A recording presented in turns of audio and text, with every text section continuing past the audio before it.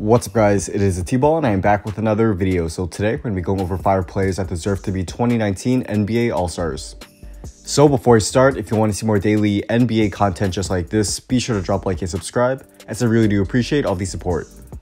So sorry I haven't made a video in over a week. I got the flu and that took me out for a while, but I'm back, and I'll be going back to my regular schedule of consistent uploads.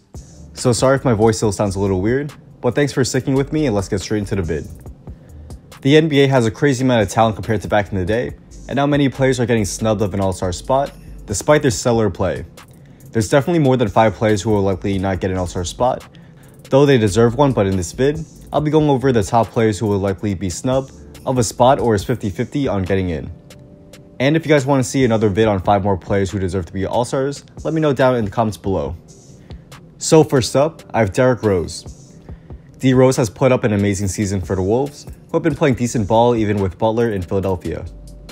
Derrick Rose has led the Wolves on offense with Towns, and he's averaged 18.9 points, 4.8 assists, 2.8 rebounds, and 0.7 steals in 29.5 minutes per game.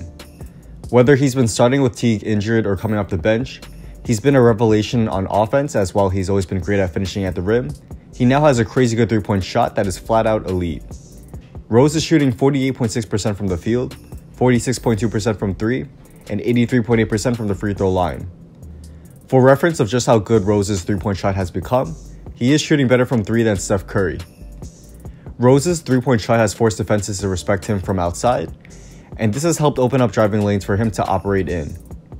What we're seeing now is a new Derrick Rose on offense compared to his days with the Bulls.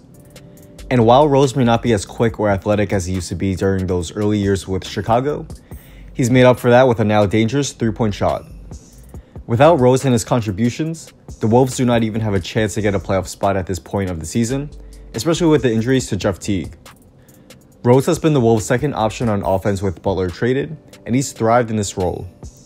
Rose's play deserves recognition and at least consideration for an all-star spot. I know the West is especially deep in the backcourt and it's going to be hard for Rose to get a spot, but he definitely has a chance given his great play. He is number 2 in fan voting for the Western Conference backcourt, and has more votes than guys like James Harden and Russell Westbrook, so it's obvious a ton of people will love to see Rose in the game. I'd also love to see Rose get an all-star spot, but if not, he's definitely proven to still have a lot left in the tank this season, and he should be proud of that. So next up, I have Luka Doncic. Doncic is number 2 in fan voting as a rookie in the West, only behind LeBron James in the front court, and this shows just how much hype he has had this season so far. But the hype is well deserved, as the 19-year-old is having an incredible rookie season. Luka is averaging 19.4 points, 6.7 rebounds, 4.9 assists, 1.1 steals, and 0.3 blocks in 31.9 minutes per game. Doncic has put up huge numbers and has done it all for the Mavs. He's their number 1 option on offense for both scoring, where he leads the team in points, and playmaking as well.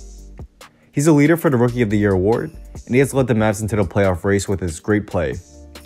Doncic has garnered most of his hype through his clutch play at the end of games, where he has knocked down plenty of shots this season to win or tie games. We all remember the game he had against the Rockets where he scored 11 straight points to sink Houston, and that crazy one-handed 3-point shot against the Blazers to tie the game. Luka also has a signature move in a step-back 3 which is just beautiful to watch, and all of this has helped him gain a lot of fans from people who aren't even fans of the Mavs. And I admit, this includes me too. He has a ton of support from fans in the US, but he's also gained a bunch of votes from outside the US as well. Luka's play should give him an all-star spot, though in the West there's a ton of competition that may make it hard for him to get a reserve spot. But even if Doncic does not get an all-star spot this season, he would definitely be close and should be getting a ton of appearances in the future. So next up, I have Jrue Holiday. Holiday is probably the most underrated guard in the NBA right now, even more so than Conley at this point, who has gotten more recognition this season. I put Holiday over Conley on this list because I have a feeling that Conley will get an all-star spot finally this season over Holiday, though we'll see what happens. But back to Jrue, he has been great this season. He's averaging 20.9 points, 8.4 assists, 4.5 rebounds, 1.6 steals, and 0.8 blocks in 36.9 minutes per game. Holiday is putting up John Wall numbers and actually plays great defense, yet most people would recognize Wall as one of the elite NBA point guards, and easily an all-star as well. However, Holiday gets less recognition playing for the Pelicans, who are one of the smallest market teams, and he plays behind one of the top players in the entire NBA in Anthony Davis. This has led to Holiday getting swept under the rug, even though he's easily a top 10 point guard in the league and a tremendous two-way player. Holiday's versatility to guard from 1 to 3 has been key for the Pelicans defense, and this is something you can't get from many guards in the league. Without Holiday, the Pelicans will be screwed, as Payton has faced a ton of injuries this season, and behind Payton, the only other point guard the Pelicans have is Tim Frazier. Holiday deserves to be an All-Star this year, and I do hope he gets a spot as a reserve or in a wildcard spot.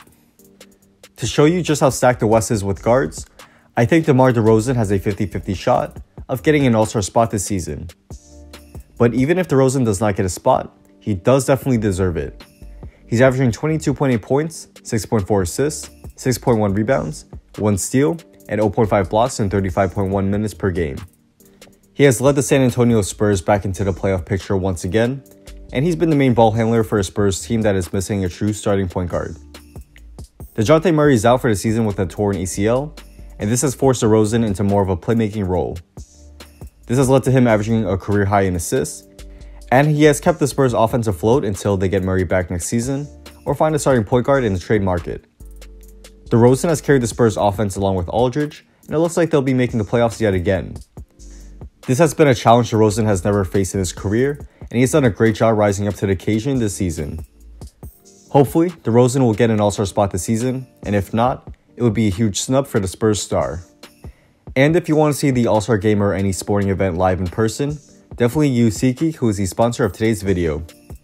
SeatGeek is a ticket app that takes the confusion out of buying tickets, and using the app you can see which ticket is a good deal which has a green dot, or a bad deal which has a red dot for any sporting event or concert.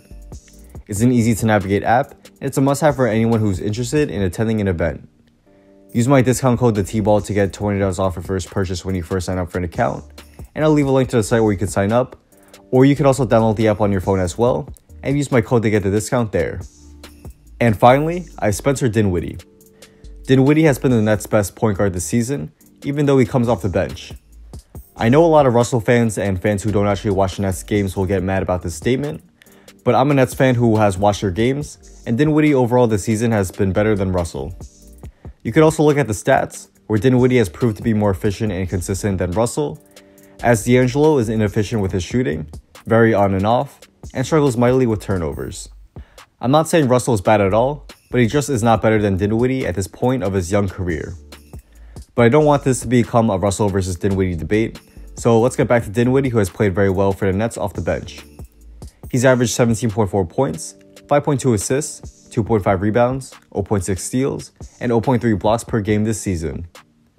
He's also been very efficient, shooting 46.2% from the field, 37.4% from 3, and 78.9% from the free throw line.